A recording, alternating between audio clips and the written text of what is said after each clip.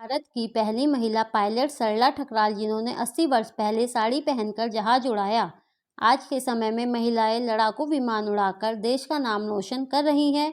आपको याद होगा, हाल ही में भारतीय वायुसेना ने लड़ाकू विमान उड़ाने के लिए महिला पायलट नियुक्त की है। आज ऐसा कोई क्षेत्र नहीं है जहां महिलाओं का वर्चस्व ना हो, लेकिन ऐसा नहीं है कि आज की भारतीय महिलाएं ही ऐसा कारनामा कर रही हैं। आज से 80 साल पहले 1936 में ही एक भारतीय महिला ने हवाई जहाज उड़ाया था, क्योंकि नहीं, उस महिला का नाम सरला ठकराल है और उन्होंने ये कारनामा साड़ी पहनकर किया था। आपको जरूर अचरज हो रहा होगा कि 1936 में जब देश आज़ाद भी नहीं था, तब एक महिला ने इतना साहसिक कदम कैसे उठाया होगा। जिस क्षेत्र को सिर्फ पुरुषों की जागीर माना जाता था, उसमें अपना वर्चस्व कायम कर सरला ठकराल ने सभी धारणाओं को तोड़ दिया था और भारत की पहली महिला पायलट बनी। 1914 में दिल्ली में जन्मी सरला ठकराल ने परंपराओं को तोड़ते हुए एयरक्राफ्ट उड़ाया था। उन्होंने उस समय के 2 सीटों वाले सबसे एडवांस हवाई जहाज जिप्सी मार्थ को अकेले ही उड़ाने का कारनामा किया था, और वो भी साड़ी पहनकर। ऐसा करने वाली भी वो पहली महिला ही थी। बता दें कि ऐसा नहीं था कि उन्होंने ये काम कुंवारेपन में किया हो। जिस वक्त उन्होंने देश का गौरव बढ़ाने वाला ये काम किया, उस वक्त वो 4 साल की बेटी की माँ थी।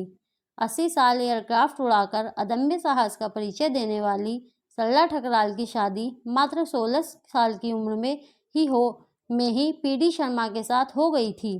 पीडी शर्मा एक व्यावसायिक विमान चालक थे। हालांकि उनके पति ने उन्हें बहुत प्रोत्साहित किया। एक साक्षात्कार में सरला ने बताया था कि उनके पति को पहले भारतीय एयरमेल पायलट का लाइसेंस मिला था। उन्होंने कराची और लाहौर के बीच उड़ान भरी थी। सरला ने आगे बताया कि जब मैंने अपने आवश्यक उड़ान के घंटे पूरे कर लिए, तब मेरे प्रशिक्षक चाहते थे कि मैं सोलो उड़ान भरूं, लेकिन मेरे पति वहां नहीं थे। मुझे मेरे परिवार के सपोर्ट की ज़रूरत थी। मैं उनसे अनुमति लेना चाहती थी। उन लड़कों ने भी मुझसे कभी कोई सवाल नहीं किया जिन्हें मेरे साथ प्रशिक्षित किया जा रहा था।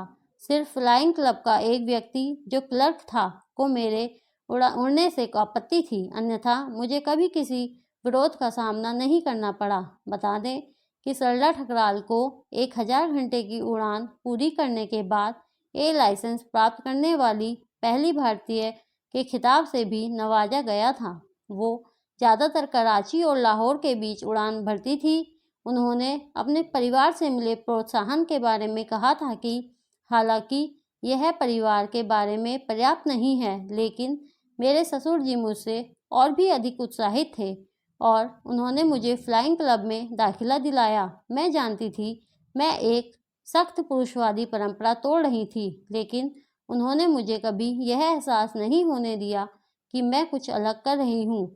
जब उनकी ज़िंदगी में सब कुछ ठीक चल रहा था और साल 1939 में वो कमर्शियल पायलट लाइसेंस लेने के लिए मेहनत कर रही थी, तो दूसरा विश्व युद्ध छिड़ने के कारण उनको ट्रेनिंग बीच में ही रोकनी पड़ी।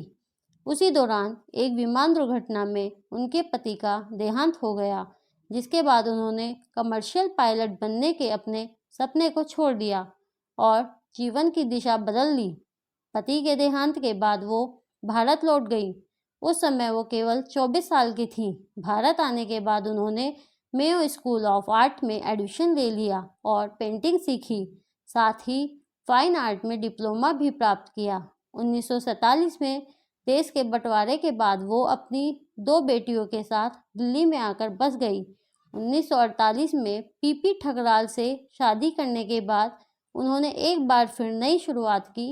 वे कपड़े और गहने डिज़ाइन करने लगीं और करीब 20 साल तक अपनी बनाई हुई चीज़ें विभिन्न कुटीर उद्योगों को देती रहीं। उन्होंने एक सफल बिजनेस वुमेन और पेंटर के रूप में अपनी पहचान बनाई। अपने जीवन में सफलताओं के कई आयाम छूने वाली सरला ठकराल का 15 मार्च 2008 को निधन हो गया, लेकिन उनकी ये प्रेरणादायक कहानी साहस और आत्मविश्वास की एक अनूठी कहानी है।